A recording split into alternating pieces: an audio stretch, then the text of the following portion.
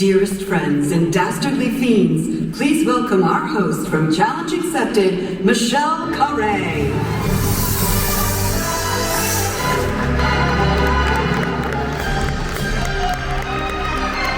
Hello, Destination D23. Wasn't that performance incredible? Wow. I pretty much died and self-resuscitated myself after that happened. It was amazing. Well, my name is Michelle Khare, and you may know me from my show Challenge Accepted, but today I am thrilled to accept the challenge of hosting this panel, Disney Villains, Icons of Evil. And we have so many villainous projects around the world to talk about this morning, but we can't talk about villains without mentioning villains coming to Magic Kingdom.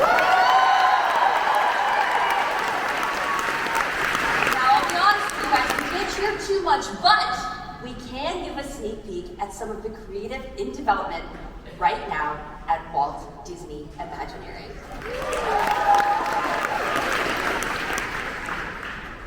My name is Andreas, and as a supervising animator for Walt Disney Animation Studios, I have created a few classic villains such as Gaston, Jafar, and Scar for the Lion King.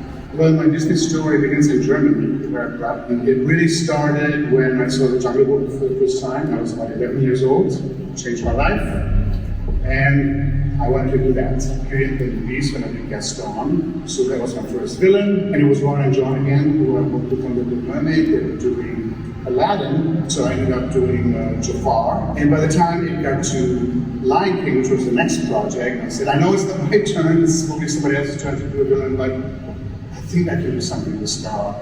And then they just looked at me and said, well, we kind of had you in mind. So that was villain number 3. People ask me sometimes, so is there a certain person that is based on, that you base Gaston on? And then all I can say is the LA gyms, the checking themselves in the mirror, looking good, you know? That's the guy I started. And when it came to Jafar, I remember getting a lot out of the voice. Jonathan Freeman is the voice actor, and he had this beautiful oiling quality. In animation, what you usually try when you start out on a character, you do a walk. And the way you walk the character tells you a little bit about him or her. With Jafar, he just swishes in and swishes out. And he's like a roller skater. You know, he just shows up. There's not a lot of bounce or short weight that way. So once I applied that, it was actually easy for me to have him move. And then when it came to Scar, again the voice, how can you go wrong with Jeremy Irons? He can read the phone book out of my hand. Scar that was my first 4-legged animal. And I was so used to doing human characters and using a mirror and acting things out in front of the mirror, and all that. And out of habit, I got out of my chair, closed the door, and I was going to act this out. And I thought, no, that's not going to work on this character. And it was back to using wildlife, really analyzing how lions walk and how to give them away. That doesn't mean that occasionally you can also do some human acting. I remember one scene I particularly enjoyed was Scar talks about the relationship between Simba and Mufasa. And he calls it a father-son thing. Like, he doesn't like it, he's disgusted by it. And so I thought, I need to do something human here. So you can do that, but you have to make sure that this doesn't look like a hand in this number, that it still looks like a paw doing something human. So these are interesting challenges that come up once in a while. How does it feel to be returning to the role of villains? It's a little bit like known territory to get back to villains, because I've lived these bad guys for so long and studied them my whole life. So it's familiar turf for me, and I just love the idea to have an area where you just have fun with them, all in one area. You get to know them even more, and I know we're going to amplify the way we see them, like we've never seen them before. It's going to be dramatic with amazing lighting. It's been really fun working with some of the guys at Imagineering, and working on concepts. But it's definitely, when I heard this for the first time, I said, this is an idea, it's time, here's the time. And then I got the phone call and said, hey Andreas, you've done some villains, would you like to be a part of it? Yes, please. And what excites you most about stepping into it? Well, just the idea that this is a whole new land, where you can revisit these guys and see them interact. On Mark's 80th birthday, I gave him a sketch of Jafar and Wyatt and Maleficent to the dance. And I got a nice big chuckle out of it. Wouldn't it be fun to see them being together and what conversations would they have? So the interaction would be really fun too.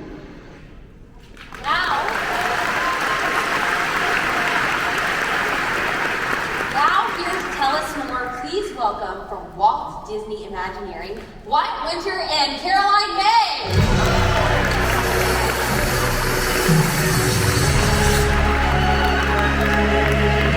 Welcome, welcome.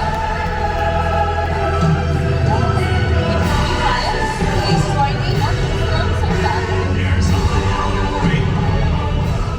So this is exciting. I don't know if you guys heard backstage how loud everyone is out here, but there's a lot of excitement in the room because it was just 1 year ago that Josh D'Amaro first announced Villains at Magic Kingdom. Yes, and since then the Imagineers have been bringing the vision of villains to life along with Andreas Deja. And that's a vision I'm hoping you guys are going to tell us more about today. In the video we just saw, Andreas talked about the rich source materials, the Disney villains. So I'd like to first ask you guys, where do you even start when you're taking something from animation to real life in the parks? So we start with the known. We start with the classic animated films, which give us these amazing settings. And we want to deliver on a certain amount of wish fulfillment so that it feels like you are stepping into these worlds. But we don't just want to deliver on the known, we also want to deliver on what is new and familiar.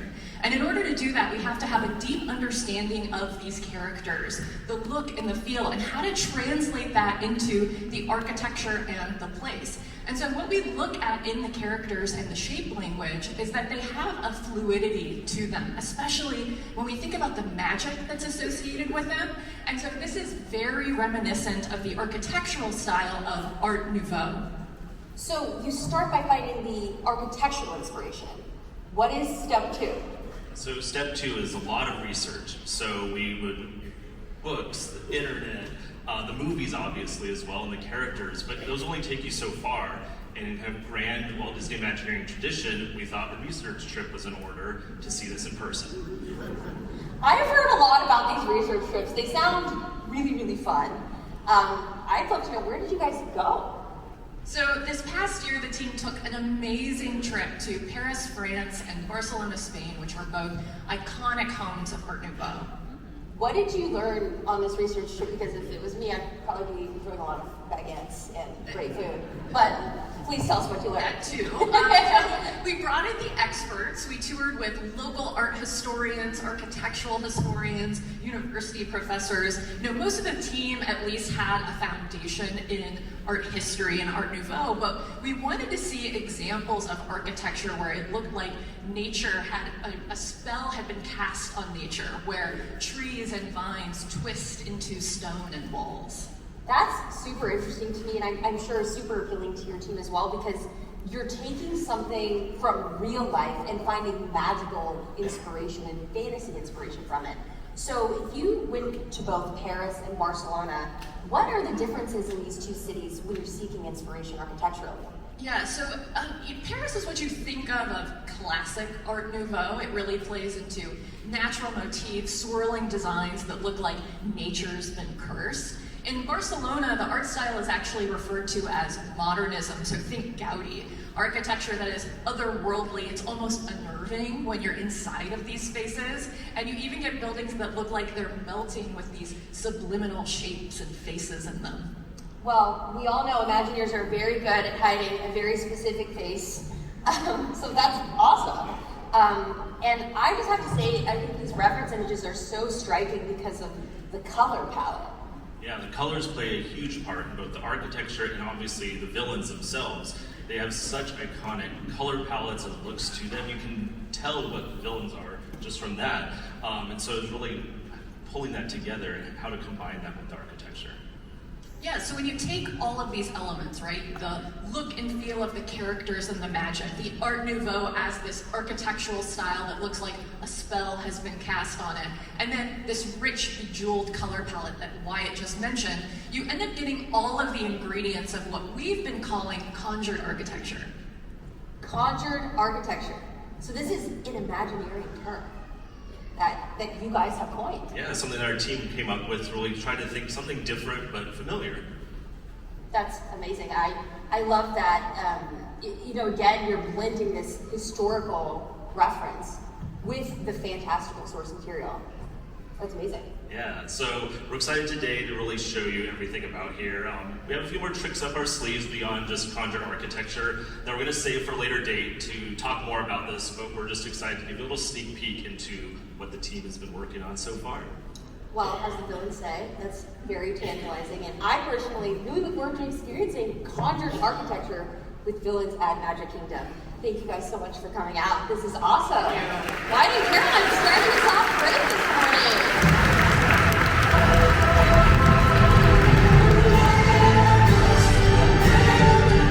Well, let's transition from a tantalizing look to the future to a look at how guests around the world can now interact with Disney villains right now. So please welcome from Disney Live Entertainment, Mark Renfro, and from Disney Signature Experiences, Denise Case.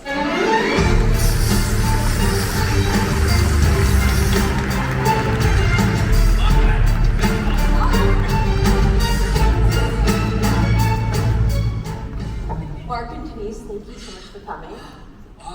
It's delightfully wicked to be here. Ooh. If I could see you. Hello, villain fans! These chairs are so dramatic. I love them. I need this for my office. Yes. Please make it happen. I think we do know a few people who could make that happen. So, Mark and Denise, thank you so much for being here. We know that entertainment is where so many Disney guests get to interact with these Disney villains in person. And I would love to start talking about how you and your teams make that possible, both at the Disney parks as well as the Disney cruise lines. Yeah, well, as many of you know, it's already Halloween season here at Walt Disney World. That's right. Oh yes, I know it intimately. And it's also happening at the Disneyland Resort. Yes, they too have already started celebrating the villain's favorite holiday, Halloween. And we all know Oogie Boogie Bash. Yeah? Yep. Let me tell you a little bit about it. It's pretty amazing. So, taking place on select nights at Disney California Adventure Park. My Disney colleagues have been having way too much fun brewing up all kinds of thrilling entertainment, including the Villains Grove and the Frightfully Fun Parade. And this year, new, you love them, one of my favorite villains from The Incredibles, Syndrome. Yeah, so you can meet Syndrome, and by the way, I was hoping to see a picture because he used to have my hairdo. You can meet Syndrome, get your candy fix on, and enjoy all kinds of tricks and yummy treats at the Oogie Boogie Bash. Well, that's very fabulous. And I haven't personally seen Mark and Syndrome in the same room, so you never know. You never know. And, well, Mark, you know a thing or two about Disney villains, having worked on specifically the live show Villains Unfairly Ever After here at Disney Hollywood Studios. I think some people here may have seen your show, Mark. Yes. So you kind of want to know what I went through? Yeah. Please tell us everything because Share. There's so much happening. It's horrible! Villains everywhere! It was a constant nightmare! Do you think they buy it? Nope. Okay. People, as you can see, the villains are my faves. So it was an absolute blast. And for a show that sports so many Disney villains, I tell you, backstage and everyone who I had to work with was a true hero. So just because I heard a little bit, how many people are here seeing our brand new villain show? Who won? All right. We're all in here. I love it.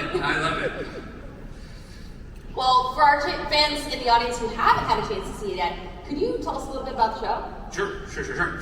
Okay, so at the villainous heart of our show, the magic mirror invites the audience to his realm of mirrors to help him answer the question that he is hearing relentlessly from every single villain, because they all want to know who is the most misunderstood of all. And in our show, we've got plenty of villains. You will see the delightfully deranged Cruella DeVille. Cruella fans, let me hear you. You will see the elegant, fierce, and oh so funny Captain Hook.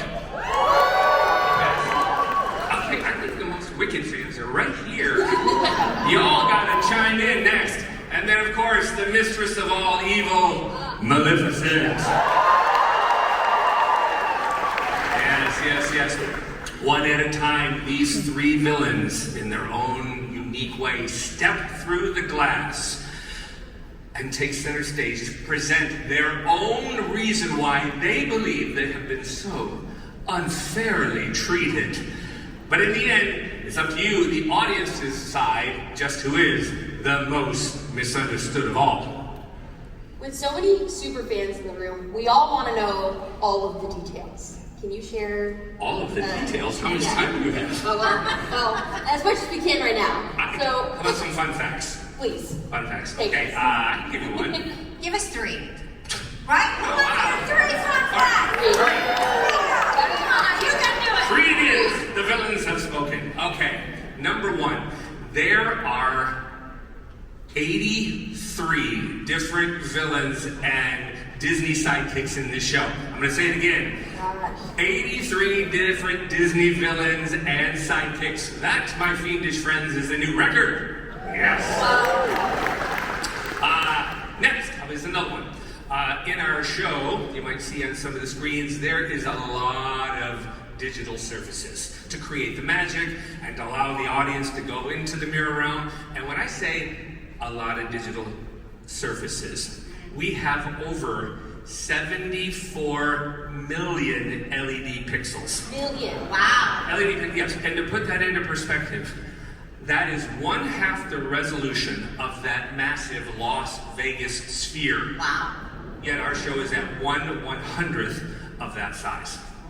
And the last one, another fun fact, this is one of my absolute favorites. This is one of my favorite storytelling devices in the show, and one of my favorite elements because I think it's a character.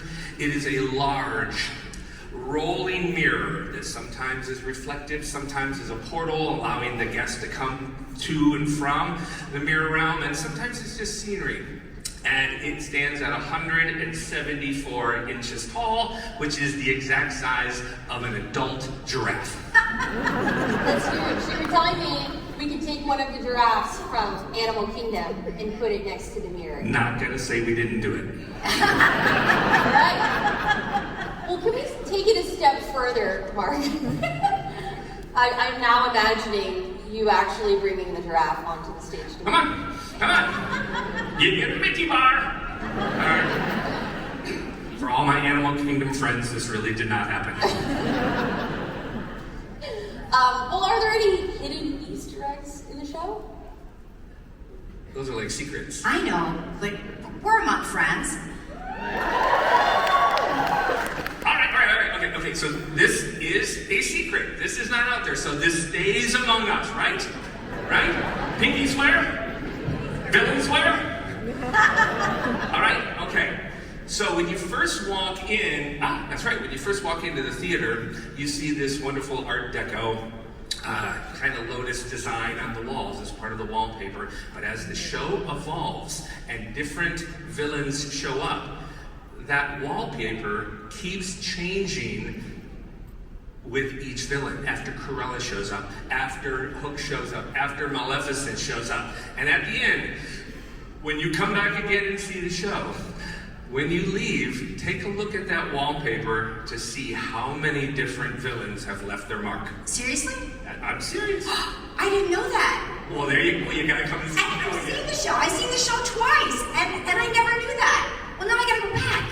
That's amazing. Bring them. Okay, come on, let's go and see it. You know, the one thing when I I saw the show, Mark, I loved it. You know, I also share your love of villains. And you know, the one thing that really stood out to me is how guests are able to engage with the villains in new ways. That's so cool. My favorite friend. I just think it's really cool that the show can have a different ending based on what show you see, the audience you're seeing with it. But Denise, I'd love to transition to talk a bit about villains on the Disney Destiny. Disney Destiny! Are you ready? We're very excited. Both heroes and villains from across the Disney universe are going to take center stage on the Disney Destiny. We have what we like to call a fearsome assembly of schemers and scoundrels. You like that? Schemers and scoundrels, that's right. Well, I would love to know two things. Okay. First of all, which villains are we talking about here? And second of all, what do you mean play with or interact with villains? Okay, so let me ask you a question, Michelle. Okay, back to me. Ready? Who's your favorite villain?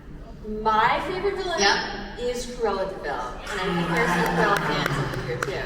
I happen to be wearing some of her colors today. I noticed the red. I noticed. Yes, well, Cruella de Vil will be on the Disney Destiny.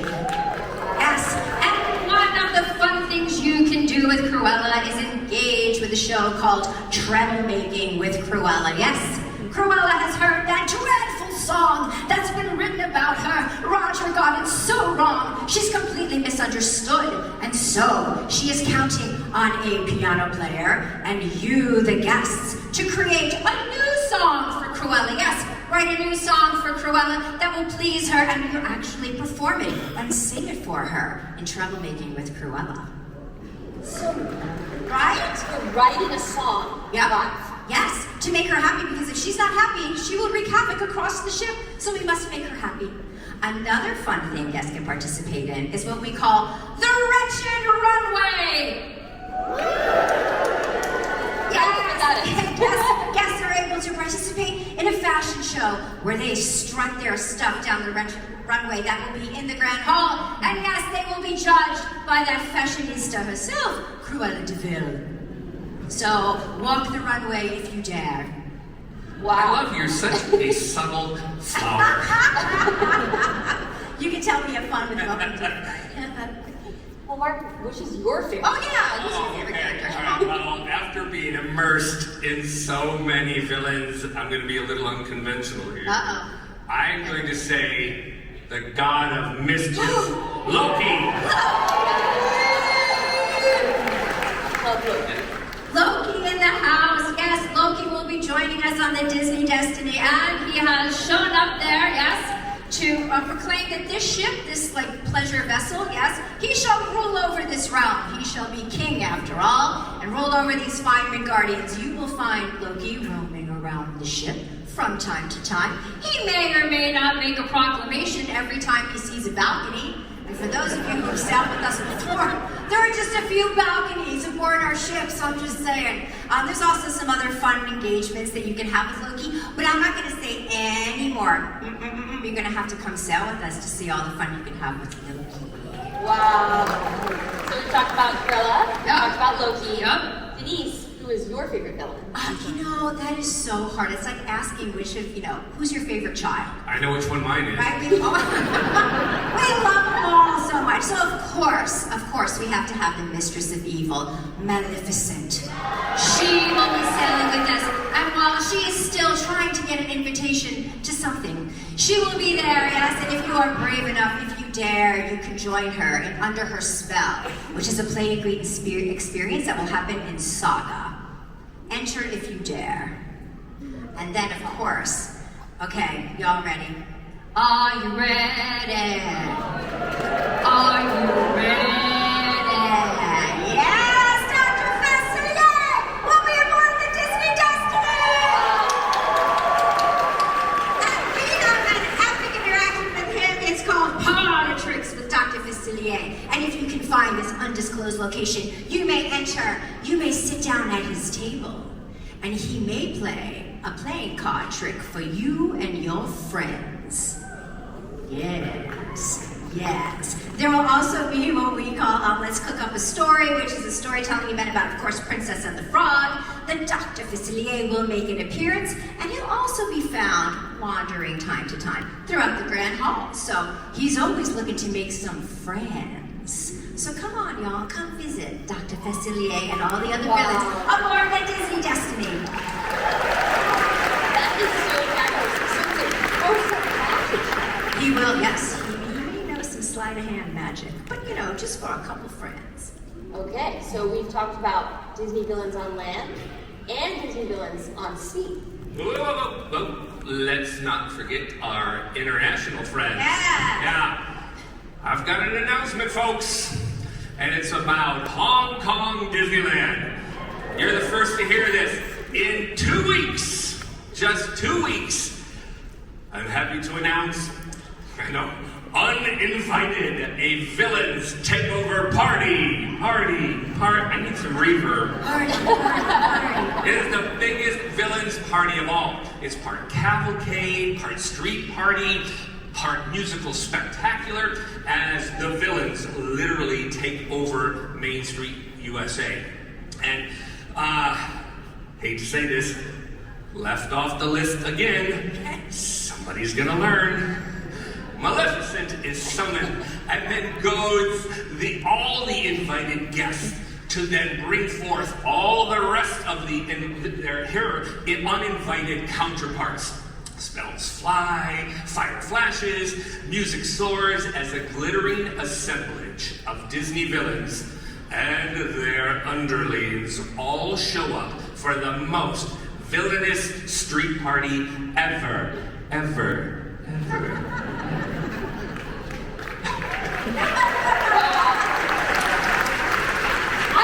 I'm worried about Maleficent. She's consistently left out, but she'll find her way. Poor dear. Everyone, can we please give it up for Denise and Mark? Aren't they fabulous? Thank you so much for being here. Amazing. I love them.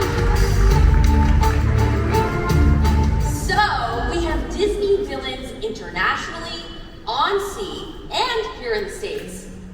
But what about here, in our home, right here and now? Well, just like Dr. Facilier, I've got a friend on the other side of this curtain. Please help me welcome Disney Consumer Products, Stacey Auyama.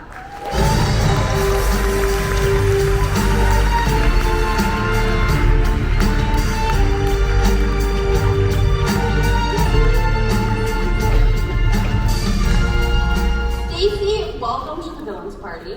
Thank you. I'm so happy to be here. Isn't this so fabulous? Yes, I'm very excited. It's a hard act to follow.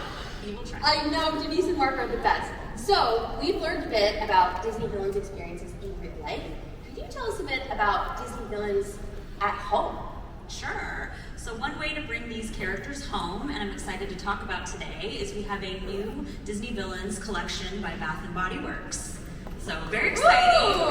So the team has designed specific fragrances meant to bring us into the worlds of our most iconic villains, the Evil Queen and Maleficent.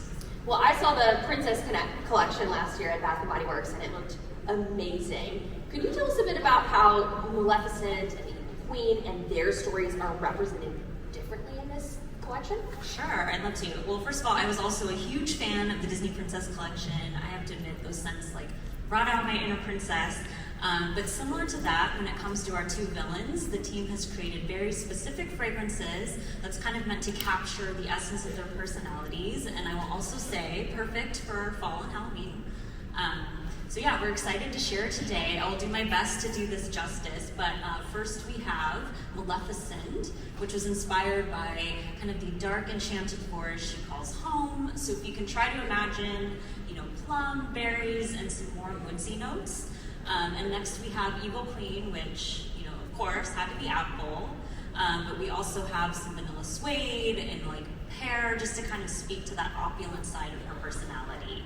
So it's very exciting. And it's hard to kind of talk about fragrances and do them justice. So I hope you all get to experience these for yourself as we have an early look at product available exclusively to Destination D23 guests this weekend. That's really exciting! And you also might have something special in your giveaway bags today, so take a look. Okay, I love a cliffhanger. The Disney Villains Collection by Bath & Body Works will be available online and in stores starting September 3rd. But, Stacey, I hear you have even more to share from our friends at Mattel Collections. That's right, and I'm excited to say that we're getting a first look today for our Destination D23 fans at the newest villain joining our Disney Collector Darkness Descends series, and that is none other than the sea witch herself, Ursula, I'd say. My personal favorite. I think that this doll is just so spectacular. The attention to detail on the tentacles and the hair, everything looks amazing. And last year's Maleficent doll from Mattel Collections definitely wowed a lot of collectors, but how does this doll differ and stand out on its own? Yeah, so this takes everything we loved about Maleficent, so that beautiful design and storytelling, but because it's Ursula, of course, there's like a dramatic twist. So her look is powerful, it's theatrical, and I'd say it's like dripping with attitude. So I'd say, yeah, this one, if you can see, it has the iridescent neon tentacles, she has that iconic smirk, and she's quite a statement, I have to say, this one. What was the vision behind bringing Ursula's larger-than-life personality into a collectible doll we can have at home? Yeah, so she's all about villainous glam, as we know. So I think the goal of the team was to really capture that in a very elevated, high fashion way. And I think the team did a beautiful job designing every detail from, as you can see, her crown, she has her hair, and even the fabric they chose. And it feels so bold, so elevated, and just unmistakably Ursula. There's something so vibrant about all of the colors that you guys chose, and it really feels like the 2D animation is 3D in my hands. It's amazing. Yes. Well, I know we all really want to know, when will this Ursula collectible be available?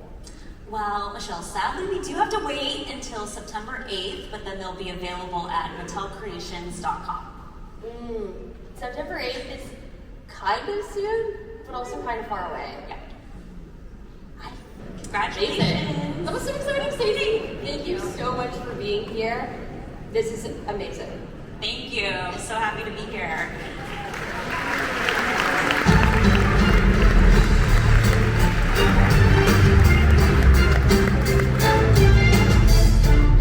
Well, I don't know about you, but all this talk about Disney villains, it's got me in a mood. The thing about villains is you never know where they're going to appear. In a dark, enchanted wood, in a stormy sea, in the tastiest of red apples. Even heroes sometimes need to step into the shadows. And if you feel me, let me hear you. I said if you feel the pull of the darkness, the intrigue of the mysterious, and the fun of the mischievous, let me hear you. I'm Michelle Khare, and don't be fooled. You never know what challenge I'm going to accept next. I'll see you on the other side.